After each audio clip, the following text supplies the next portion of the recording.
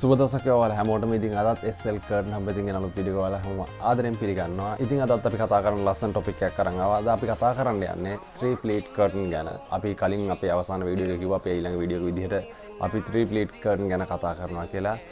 මේකෙදි කියන්න ඕනේ අපි අයිලට් කර්ටන් ගැන මෙච්චර කාලයක් කතා කරා. මේකෙදි අයිලට් කර්ටන් වලට වඩා අඩු රෙදි ප්‍රමාණයෙන් අපිට කර්ටන් එක කරගන්න පුළුවන්. ඉතින් අපි වීඩියෝ එක ඉස්සරහට ගිහලා බලමු. කොහොමද මේක කරගන්නේ සහ කොහොමද මිනුම් ගන්නේ කොහොමද ජනෙල් මැනගන්නේ ඊට අමතරව ඒ ගැන තියෙන වැඩි විස්තර අපි වීඩියෝ එක ඉස්සරහට කතා කරමු. අපි මුලින්ම කතා කරමු 3 ප්ලේට් කර්ටන් එකක් කරගන්න කලින් අපි ජනේලයේ පළල සහ උස බලාගන්නේ කොහොමද කියන එක. මොකද මෙතනදී පළල ගොඩක් වැදගත් වෙනවා. අපි පළල අනුව තමයි රෙදි ගන්න. ඒක නිසා අපි උස සහ පළල ගන්න විදිය ජනේලයක් මැනගන්න විදිය කතා කරමු. ජනේලයක් මැනගන්න සාමාන්‍යයෙන් පළල ගත්තොත් එහෙම ජනේලයේ දෙපැත්තට අඟල් 8 ගානේ කියන්නේ. ඔයාගේ ජනේලයේ කොපමණ ප්‍රමාණයක් තිබ්බත් දෙපැත්තට අඟල් 8 වැඩිපුර යොදලා ගන්න පුළුවන්. සාමාන්‍ය ජනේලයේ පළලට වඩා අඟල් 16ක් වැඩි වෙන්න ඕන. ඒතර උස ගද්දි උස ඔයාගේ ජනේලයේ ඔයාට කැමති මට්ටමකට උස ගන්න පුළුවන්. ඒක කිසි ප්‍රශ්නයක් වෙන්නේ නැහැ. සාමාන්‍යයෙන් ජනේලයේ ඉන්න අඟල් 10ක් විතර උඩින් මයින් අරගෙන පහළට ජනේලයෙන් පහළ බිමටම ගන්න පුළුවන්.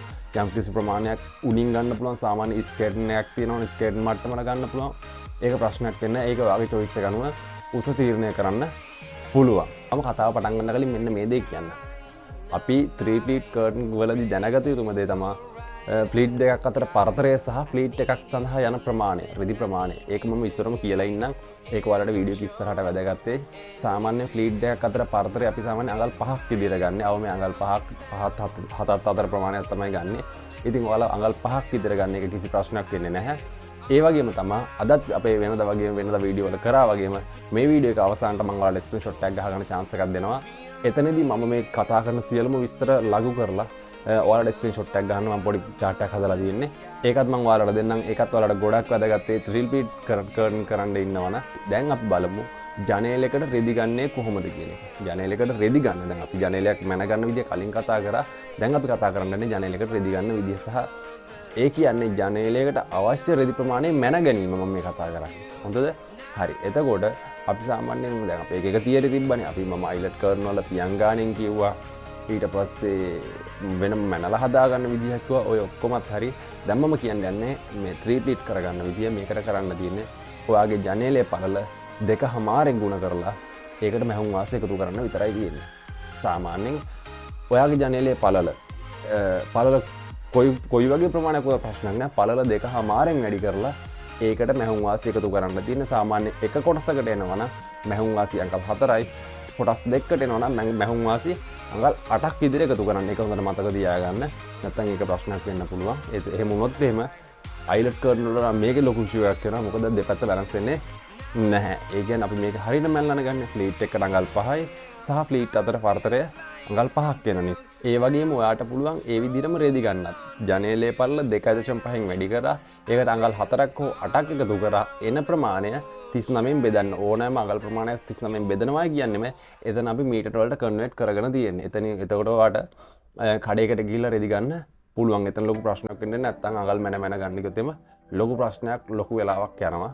ඉතින් ඒකින්ද හොඳම දේ ජනේලයේ පළල 2.5න් ගුණ කරලා ඒකට මැහුම් වාසි එකතු කරලා ඉවරලා ඒක 39න් බෙදන්න. එතකොට ඔයාලට මීටර් කීයක් ඕනද කියලා උත්තරේ එනවා.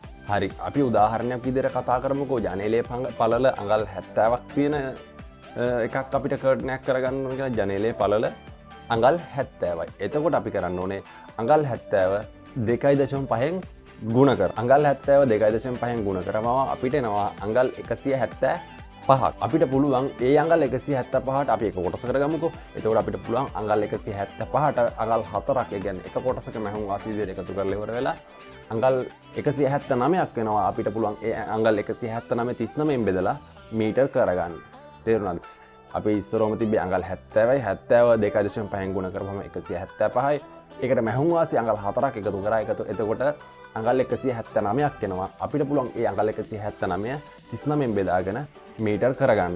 එතකොට අපේ අඟල් 179 අපි 39න් බෙදනවා කියන්නේ එතන වුණා රෙදි මීටර් 4.60ක්. ඒ කියන්නේ මීටර් 4යි සෙන්ටිමීටර් 60ක් වෙනවා. එතකොට ඔයාලට ඕන වෙන්නේ අන්නේ රෙදි ප්‍රමාණය විතරයි. අපි මෙච්චර කතා කරපු ප්‍රොසෙස් එකම ගිහිල්ලා අවසානට ඔයාලට පුළුවන් මීටර කොච්චරක් එනවද කියලා බලා ගන්න. අපි කතා කරා අඟල් 70 ජනේලයකට අපිට ඕන වෙනවා එතකොට රෙදි මීටර 4යි සෙන්ටිමීටර 60ක් විදිහට. ඒ වගේම අපිට ඒත් එක්කම ෆ්ලීට් ගාන ගණනය කරගන්නත් පුළුවන්. දැන් අපි කියවනේ අපිට අඟල් 175ක් ආවා කියලා. අඟල් 179ක් වුණේ සම්පූර්ණ රෙදි. ඒ කියන්නේ අපිට මහන්නත් එක්කම අපි හිතන දැන් ෆ්ලීට් කීයක් එනවද කියලා බලා ගන්න. අපිට තියෙන්නේ අඟල් 179න් 4 අයින් කරනවා අපි මැහුම් වාසිනේ සාමාන්‍යයෙන්. එතකොට රෙදි අවශ්‍ය රෙදි ප්‍රමාණය වෙන්නේ අඟල් 175යි. අඟල් 175න් 70ක් අඩු කරනවා කියන්නේ 70ක් කියන්නේ ජනේලය. ජනේලය පල්ල අඩු කරන්න. එතකොට අඟල් 175න් ජනේලය පල්ල අඩු කරන්න. එතකොට එනවා අඟල් 105. හරිද? අන්න එතකොට ෆ්ලීට් හදාගන්න තමයි අන්නේ ඒ අඟල් 105 ඉතුරු වෙන්නේ. අපි කතා කරා ෆ්ලීට් පරතරය අඟල් 5යි. ෆ්ලීට් එකක් සඳහා වැය වෙන්නේ අඟල් 5යි කියලා. එතකොට අර 105 පහෙන් බෙදපුවම එනවා 21ක් විදිහට. එතකොට ෆ්ලීට් 21ක් එනවා මෙන්න මේ කර්ටන් එකට. හරි. දැන් අපි උස ගැන කතා කරමුකෝ. දැන් අපි පල්ල ගැන කතා කරන්නේ. එතකොට උස ගනිද්දී උස ගන්න එක සාමාන්‍යයෙන් මං කිව්වා ඔයාලට ජනේලයේ උඩින් සහ පහතින් ඔයාලට කැමති ප්‍රමාණයකට ගන්න පුළුවන් කියලා. ඒ ගත්ත ඔයාලා උසට ගත්ත උසක් තියෙනවා නම් ඒ උසට අමතරව ඔයාලා අඟල් 11ක් ගන්න ඕනේ වැඩිපුර. ඔයාලා ගත්ත උසට වඩා මං කියන්නේ මේ මහ ගැනීමේ process එක. කියන මහ ගැනීම කියනකොට කර්ටන් එක මහ ගැනීම කියන මසා ගැනීම කියන කොටසට මම මේ කතා කරන්නේ. ඔයාලා ගත්ත කර්ටන් එකට වැඩිය අඟල් 11ක් උස ගන්න ඕනේ. එතකොට ඒ අඟල් 11 වැය වෙන විදිය තමයි උඩින් කර්ටන් එකට උඩින් අපි ටේප් එකක් තියෙනවා අඟල් 5 නම්බර් 1 ටේප් එක මේකට පාවිච්චි කරනවා. එතකොට ඒ ටේප් එක තියන්න කලින් අඟලක් නමනවා ටේප් එකත් එක්ක සම්පූර්ණ නමනවා. ඒ කියන්නේ අඟල් 5ක් නැමෙනවා. එතකොට උඩ කොටසට අඟල් 5ක් කියන්නේ එතන අඟල් 6ක් වැය වෙනවා. යටින් අඟලක් නමනවා අඟල් 4ක් නමනවා නැමතම අහනවා. ඒ විදිහට මහපුවාම අපිට අඟල් 5ක් යටින් සහ අඟල් 6ක් උඩින් වැය වෙලා තියෙනවා. එහෙම ඒ විදිහට තමයි අපි වැඩිපුර ගත්ත අඟල් 11 වැය කරන්නේ. මේක සරලවම සරල කරලා ගොඩක් සරල කරලා මම ඔයාලට දෙන්නම් අර ස්ක්‍රීන්ෂොට් එක ගහගන්න අවස්ථාව. ඒතකොට ඔයාලට හොඳ අයිඩියා ගන්නත් පුළුවන්. හරි. දැන් අපි උස සහ පළල ගන්න එක සහ රෙදි ගන්න විදිහ කතා කරා. ඒක ඔයාලට අයිඩියාවක් ඇති. එහෙම මොකක් හරි නොතේරෙන තැනක් තියෙනවා අනිවාර්යෙන් කමෙන්ට් සෙක්ෂන් එකට ඇවිල්ලා අපෙන් අහන්න. ඒකට උත්තරයක් දෙන්නම් අපි. ඒ වගේම මම ඔයාලට පොඩ්ඩක් පෙන්වන්න පොඩියට මහගත්ත සාම්පල් එකක් අරන් ආවා. ඒක ගැන මම පොඩි අයිඩියා එකක් දෙන්නම්. දැන් අපි බලමු කොහොමද ඒක කරලා තියෙන්නේ කියන එක. මම සාම්පල් රෙදි කෑල්ල මහපු එකක් පෙන්නලා ඔයාලට කියලා දෙන්න. මේ තියෙන්නේ මම ඔයාලට පෙන්වන්න ගෙනාවු පොඩි රෙදි කඩක් මම මහගෙන ආපු එකක්. මේකෙදි ඔයාලට අයිඩියා එකක් ගන්න පුළුවන් මහලා තියෙන විදිහ සහ ෆ්ලීට් එක හදාගන්නේ කොහොමද කියන එක. මෙතින් මුලින්ම මතක් කරන්න ඕනේ මේ තියෙන ඔයාලා හිතන්නේ මේ තියෙන හතර පැත්ත මහලා ඉවර කරපයක් කියලා. මෙතන තියෙන ෆ්ලීට් එක හදලා නැහැ. මම ඔයාලට ඒක පෙන්වන්න ෆ්‍රී තියලා තියෙන්නේ. තුනක් හදපුවා තියෙනවා. අනිත් එක තමයි මේක පොඩ්ඩක් බ්ලැක් අවුට් මැටීරියල් එකක්. ඒක පොඩ්ඩක් thickness එක වැඩි නිසායි මේ විදිහට පේන්නේ. නැත්තම් මේක සාමාන්‍යයෙන් ලිනන් රෙඩ් එකකින් වගේ ගත්තොත් එහම හරි ලස්සනයි. මේක ඒක පොඩ්ඩක් කියලා ඉන්න ඕනේ. මොකද මට සාම්පල් එක මහගන්න හදිස්සියට හම්බුනේ මේක විතරයි. ඒක වැඩි හිතන්න එපා. ඉතින් ඒක ඊට කලින් කියන්න ඕනේ ඔයාලා සාමාන්‍ය මේ ෆ්ලීට් එක හදාගන්න කලින් උඩ සහ යට සාමාන්‍ය විදිහට ටේප් එක තියලා මහගෙන ඉවර වෙලා දෙපැත්තත් මහල ඉවර කරන්න. ඊට පස්සේ ඔයාලා දන්නා පැහැදිලිව මේක ෆ්ලීට් ගන්නට විතරයි රෙදි තියෙන්නේ. වැඩි වෙන්නෙත් නැහැ, අඩු වෙන්නෙත් නැහැ කියන එක. එතකොට ඔයාලා ෆ්ලීට් එක මහන්න පටන් ගන්න කලින් ඔයාලා ෆ්ලීට් එක මහන්න පටන් ගන්න කලින් මුලින්ම අඟල් 2කමාරක් ඇරලා ඉන්න. හරිද? එතකොට ඔයාලා බය වෙන්න දෙන්නේ නැහැ. අවසානයේත් ඒ විදිහටම අඟල් 2කමාරක් ඉතුරු වෙනවා. ඒක බය වෙන්න එපා. එක පැත්තකට අඩු වෙනවා, එක පැත්තකට වැඩි වෙනවා. එහෙම ප්‍රශ්නයක් වෙන්නේ නැහැ. මෙන්න මේ තියෙන්නේ හදලා ඉවර කරපු ෆ්ලීට් තුනක් තමයි මේ තියෙන්නේ. එතකොට මේ එක ෆ්ලීට් එකක් සඳහා අඟල් 5ක් වැය කරලා තියෙනවා. සාමාන්‍ය මේකට.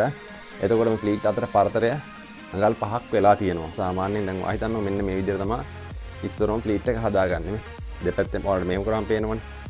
ඉස්සරම මම මේ දෙපැත්තේ පොඩි මාක් එකක් දාන් තියෙනවා මෙතන.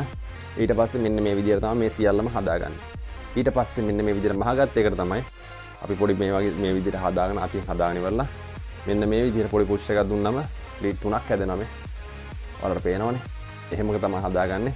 ඊට පස්සේ මේක සාමාන්‍ය මේක thickness එක වැඩි රෙද්දක් ඒක ඔයාලට මේ විදිහට පේන්නේ. ඊට පස්සේ එහෙම ක්‍රෂ් කරලා ඉවරලා ඔයාලට පුළුවන් මැදින් මහ ගන්න. ඔච්චර තමයි කරන්න තියෙන්නේ. ඉතින් ඊට පස්සේ මේක දිගටම කරන්න තියෙන සාමාන්‍ය එකක් හදාගත්තා මේ විදිහට දිගටම කරගෙන යන්න පුළුවන්. මම මේක ෆ්‍රී තියාගෙන ආවේ ඔයාලට පෙන්වන්න ඒක හදන විදිහ.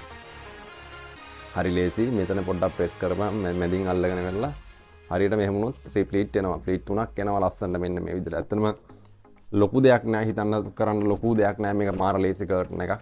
ගොඩක් කට්ටිය අහලා තිබ්බා ෆ්ලීට් ගැන. නමුත් අර දෙන්න තියෙන දේ සරලවම දෙන්න ඕන නිසායි මම චුට්ටක් පරක්කු කරලා මේ වගේ වීඩියෝ එකක් කරන්න හිතුවේ. ඉතින් මම හිතනවා ඔයාලට මේකෙන් අයිඩියා එකක් ගන්න ඇති කියලා. ඇත්තටම මේක ලොකු හිතන්න තරම් දෙයක් නෑ. සාමාන්‍යයෙන් ජනේලේ පළල වගේ 2.5ක ගුණයක් ගත්තා නම් එච්චරයි. ඊට පස්සේ ඔයාලට තියෙන ෆ්ලීට් වලට අඟල් 5යි කියලා මම ඒක හයිලයිට් කරලා කිව්වා. ෆ්ලීට් එකක් සඳහා අඟල් 5යි කිව්වා. ෆ්ලීට් අතර ස්පේස් එක අඟල් 5යි කිව්වා. ඉතින් ඒවත් එක්ක ලොකුවට හිතන්න කරන්න දෙයක් නැහැ. ගොඩක් ලේසි කරලා තමයි ඔයාලට තේරුම් ගන්න කියලා දෙන්න දෙන්නේ. ඊට අමතරව මම දැන් ඔයාලට chance එක දෙන්නම්. අර ස්ක්‍රීන්ෂොට් එකක් ගහ ගන්නකෝ පොඩි chart එකක් තියෙනවා. ඒක ඔයාලට ස්ක්‍රීන්ෂොට් එකක් ගහ ගන්න පුළුවන්. දැන් මේ පැත්තෙන් A. ඉතින් 3 pleat curtain ගැන ඔච්චර තමයි ඔයාලට කියලා දෙන්න තියෙන්නේ. ඊට අමතරව මේක හයි කරගන්න එක නම් සාමාන්‍යයෙන් ඔයාලා දන්නවා. සාමාන්‍යයෙන් පෝල් එකත් එක්ක පෝල් එකේ එනවා රින්ග්ස් එන එක එක්කන පෝල් එකයි. මේක වෙනම ක්ලිප් තියෙනවා. ක්ලිප් එක වුණාවත් මම ක්ලිප් එකේ ෆොටෝ එකක් මෙන්න මේ පැත්තෙන් දාන්නම්. ඒක ඔයාලට පුළුවන් මේ ක්ලිප් එකත් අඳුනගෙන ගන්න. ඔය curtain accessories විකුණන්න තියෙන ඕන තැනක තියෙනවා. බඩු ගන්න ඉතින් ඔව්වා කියන්න තරම් විශේෂ දේවලුත් නෙමෙයි. ඉතින් ගොඩක් කට්ටිය මේ වෙද්දි සබ්ජෙක්ට් එකේ කියන්නේ curtain කියන සබ්ජෙක්ට් එක ඉම්ප්‍රූව් කරපු කට්ටිය තමයි දැන් මේ වගේ දේවල් මහන්න ෆලෝ කරන්නේ. ඉතින් අද වීඩියෝ එක අපි මෙතනින් නවත්තනවා. ඔයාලට වීඩියෝ එක සැටිස්ෆයිද මොකද කියලා අපිට කමෙන්ට් එකක් දෙන්න. වීඩියෝ එක හොඳ නම් ලයික් එකක් දාන්න. සබ්ස්ක්‍රයිබ් කරලා නැති කෙනෙක් නම් දැන්ම සබ්ස්ක්‍රයිබ් කරලා එකතු වෙන්න කියනවා. අපි ඊළඟට වීඩියෝ කරන් ඉක්මනින්ම හමු වෙනවා. වීඩියෝ එක බලපුවාට ගොඩක් ස්තුතියි.